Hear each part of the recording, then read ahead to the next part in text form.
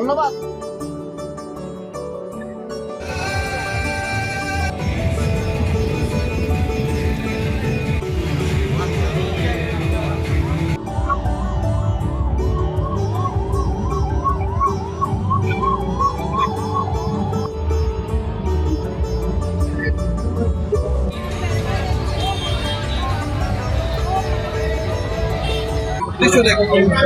ভোলে বাবার জন্য, ভোলে বাবার যাতে আমাদের উপরে কৃপা বজায় থাকে তার জন্য, সবাইকে ভালো থাকুক ভোলে বাবা। কোথায় থেকে কোথায় গেলেন, কি জিনিস আনলেন, খাবার মানে কি যাবে?